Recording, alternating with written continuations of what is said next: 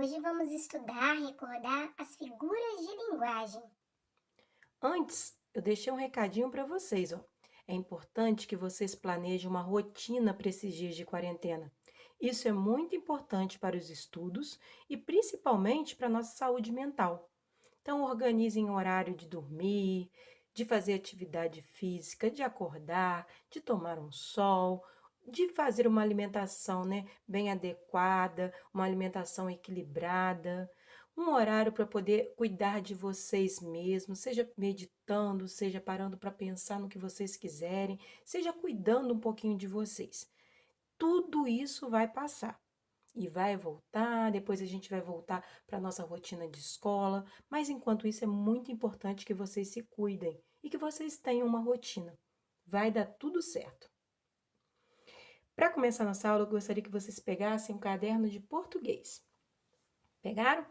Vamos anotar então as dicas, as atividades de hoje. Eu fiz um roteiro. A primeira coisa que vocês têm que ter em mente é se vocês já têm segurança sobre figuras de linguagem.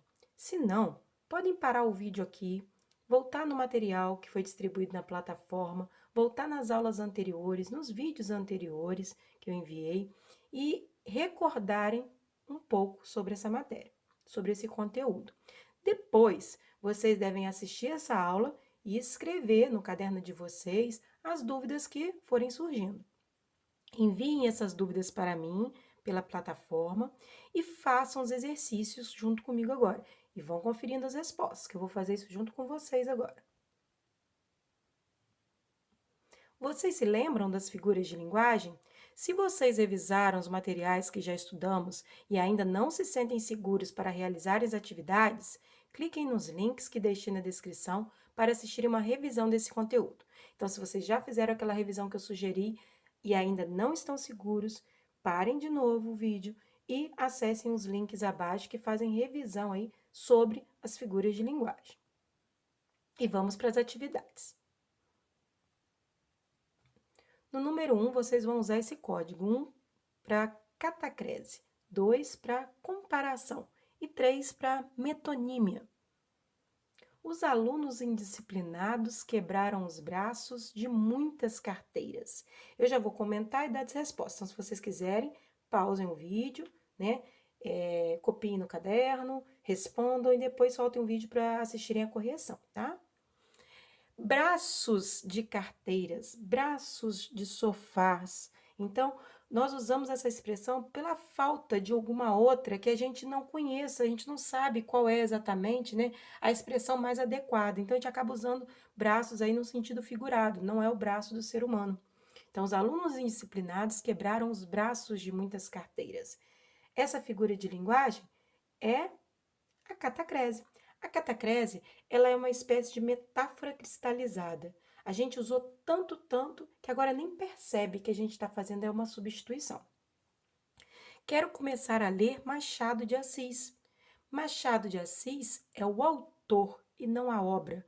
Então eu quero ler, na verdade, a obra de Machado de Assis. As coisas que ele escreveu, os textos, os livros, sejam poemas, crônicas, contos, romances, né? Então eu quero ler o que ele escreveu. Aqui é uma troca do autor pela obra. Que figura de linguagem é essa? Metonímia. Teus olhos são negros, negros como as noites sem luar.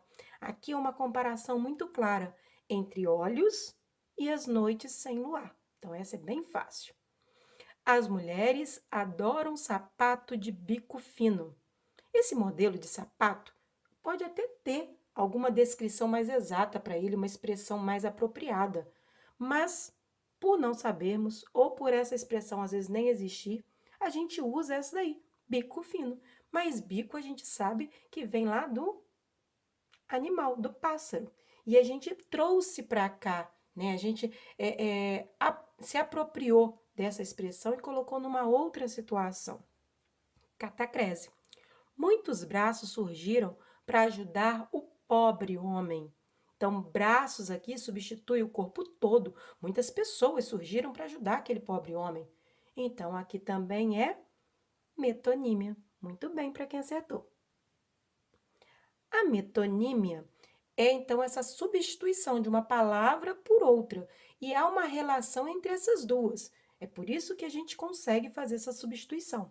Então tem uma tirinha aí brincando, né, com a situação aí de ler Machado de Assis, e embaixo sobre cabeças de gado.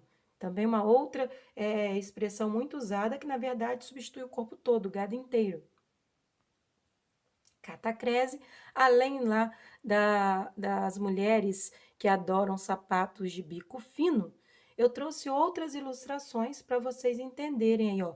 Céu da boca, cabeça do prego, asa da xícara, pé de mesa. A comparação. Na imagem, o menininho está comparando a sua altura com a menina.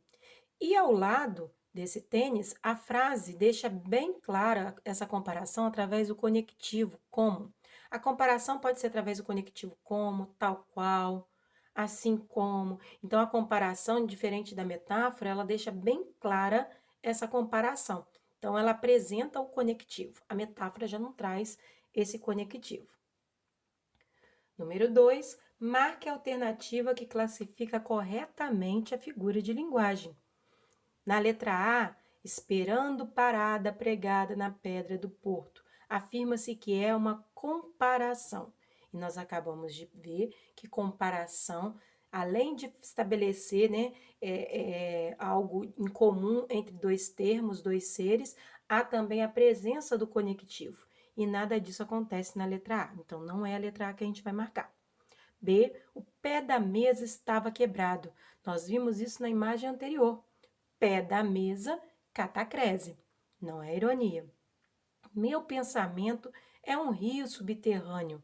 Aqui está comparando o pensamento com o rio subterrâneo, mas não há o conectivo. Isso é uma metáfora. Rir meu riso, derramar meu pranto. Então, apenas pela primeira expressão, a gente já sabe que é pleonasmo. Rir meu riso, né? Essa repetição desse termo aqui é para enfatizar. Então, é de propósito. Houve uma redundância aqui com a finalidade de realçar um pensamento, uma ideia. A metáfora, então, é uma comparação que não traz o conectivo. Nesse exemplo, no quadrinho do meio, tá assim, ó. Meu amor é uma caravana de rosas vagando num deserto inefável de paixão. Então, compara-se o amor com uma caravana de rosas, mas não traz o conectivo. Isso é metáfora. O pleonasmo, como eu falei, né, tem a intenção de tornar redundante. Então, esse emprego de palavras aí redundantes tem a finalidade de realçar um pensamento. Foi o que aconteceu aí em dor que dói muito. Vou dar um tempinho para vocês lerem. Olha que bonitinho.